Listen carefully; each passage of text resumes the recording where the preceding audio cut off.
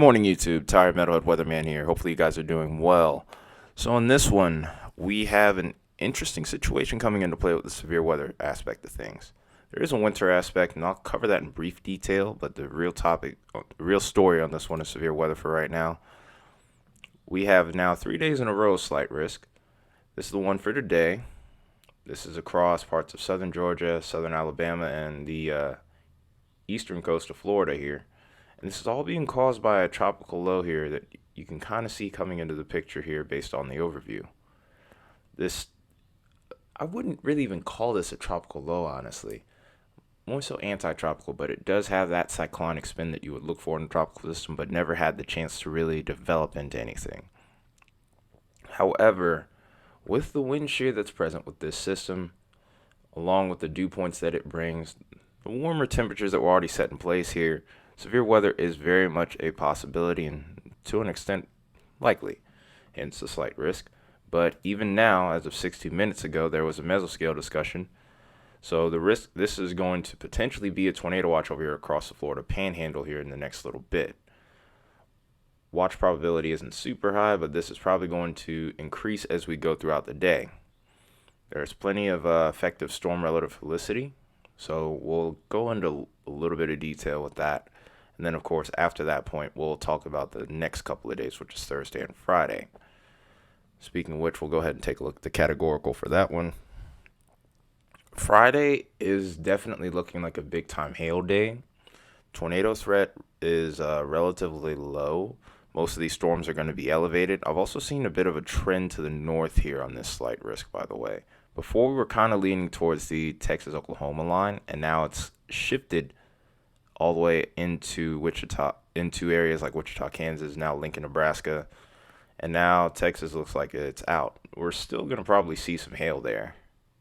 Still likely to see a couple of damaging wind gusts, but the most favorable conditions for severe is now going to be much further north. And this also is where the tornado threat, albeit a marginal one, does exist. And then when we go to day 3, this is where I'm a little bit more interested in the weather.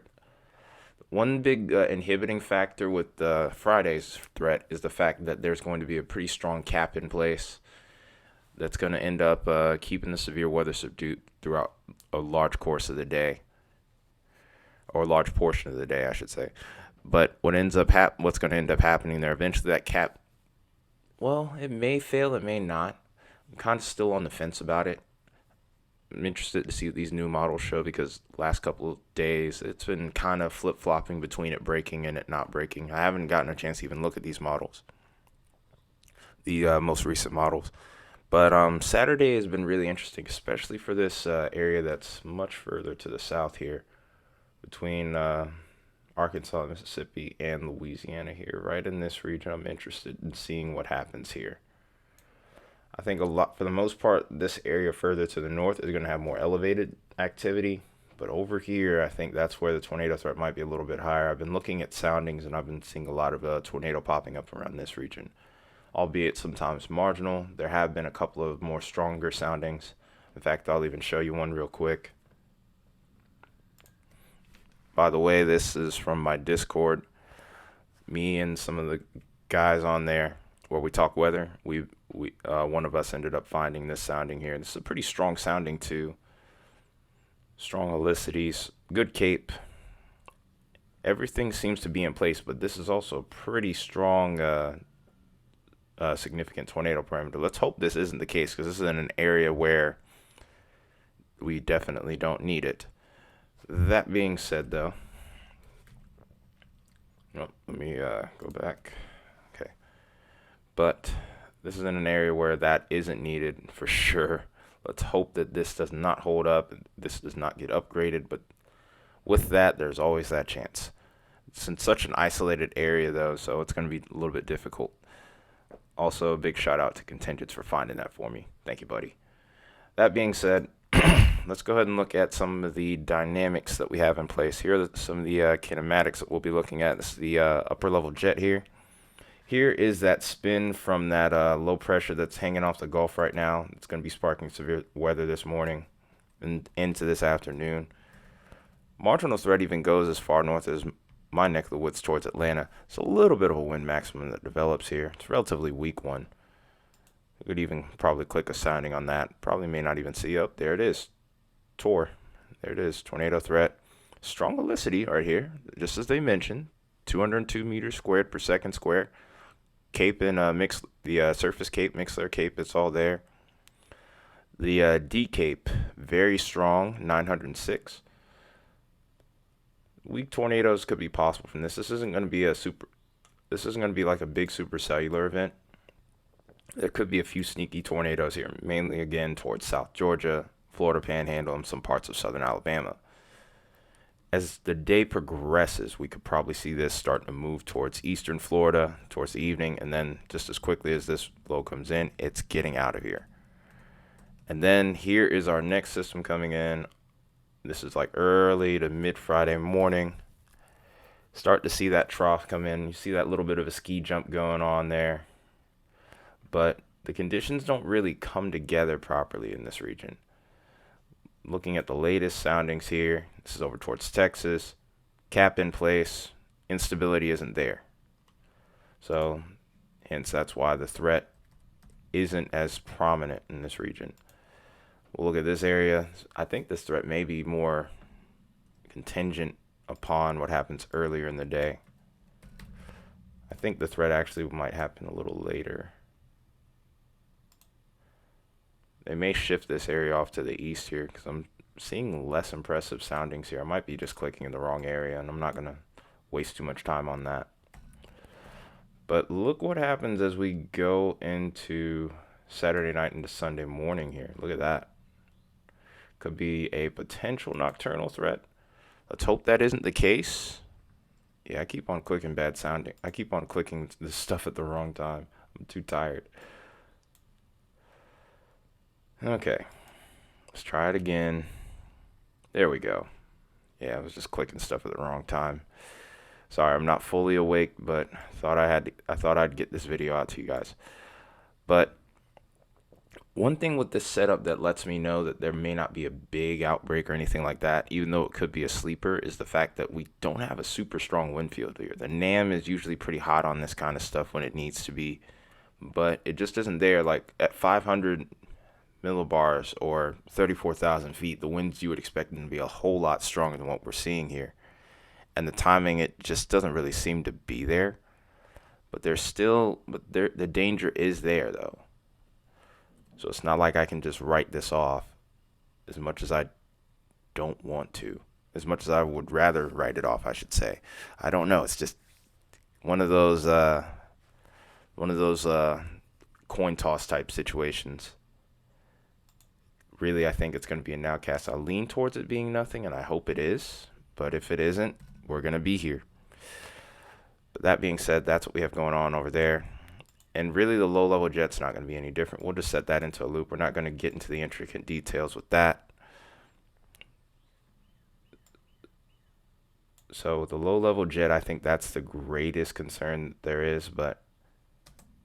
And then really, Sunday looks interesting in its own right. But the low-level jet is also the main cause behind the severe weather threat today. But as we look towards Sunday, I do think that there's another front that's going to come through, and maybe we may see a little marginal risk pop up for the southeast here. We'll see what happens with that. I'll turn this loop off here so we don't slow the computer down. We'll go into the dew points now. Put that in a loop. Dew points are going to be a driving force behind a lot of this. The problem is with Friday, like the dew points, the moisture returns are there, but they're not sufficient, I would say. The timing of the moisture return is almost questionable, but Saturday looks a lot more favorable. In fact, we'll go ahead and pause this when it gets to Saturday around the time I want. And right there. Yeah, but right across this region here is where I'm concerned the most. Over towards eastern Louisiana. Boom. Look at that. Cape is ridiculous with this. We'll get into more details with that. We may make another video on Friday or early Saturday morning to talk about that. But it's a crazy setup. Soundings are a little wild though. The hordeographs are a little wild, I mean. But threat definitely seems to be there for a couple of weak tornadoes for sure. We'll see if anything changes with that. This has been changing on a run-by-run basis. And then, of course, we see right here, this is our front that's going to end up developing as we head towards early Sunday morning, Sunday afternoon. So, again, plenty to watch. But there's also a wintry side here. We'll quickly talk about the snow that we could see here. We'll just set this into motion like we did with the other models or with the other parameters here. It's a sneaky little spot of snow that pops up here over towards Nebraska and parts of South Dakota. And then a little snow tries to wrap around on the backside of this. We'll keep a close eye on this region here and see what this does. But just a lot of interesting pieces going on here. I mainly lean towards this being a line of storms, but any supercells that form up across this region here on Saturday are ones that have to be watched very closely. Any prefrontal storms, which I'm kind of leaning towards there not being too many of them, could result in some nastier weather. So since we got that loop done now, this is a look at some of the snowfall we could see. Big winners, of course, right now are going to be across the Northwest. We talked about that over the last few days. And then we go to the other models here. There's not really too much going on here. Oops, did not mean to go back that far. So this is what the GFS is showing. A little bit more hot along with the NAM as far as snow over here, but even then snow is relatively minimal. Just did that again. The Canadian model and the European model, they are not keen on really anything going on over here towards Nebraska and South Dakota. A little bit of action over here towards Iowa, Wisconsin, and even a small portion of Minnesota. So we're kind of dealing with a battle of the models here, so to speak. A lot of variance going on, not a lot of model agreement. So forecast is really up in the air at this point. But this is what we're dealing with right now. I'll make posts and update videos as needed. But that's it for this video. You want to hear more from me and a few of my other meteorologist buddies, feel free to join our Discord. Link will be in the description below under the video. Also, if you like the content, hit that like button. Hit that subscribe button if you've been here for a while and you've been enjoying the content, or if you're new. And then, of course, share these videos. And then also comments are open. That being said, I got to get out of here because I'm running late. It's probably about 6:40, and I need to get to work by 7:30. So anyway, this has been Metalhead Weatherman. I'll see you guys in the next video. Until then, take care and have a good day.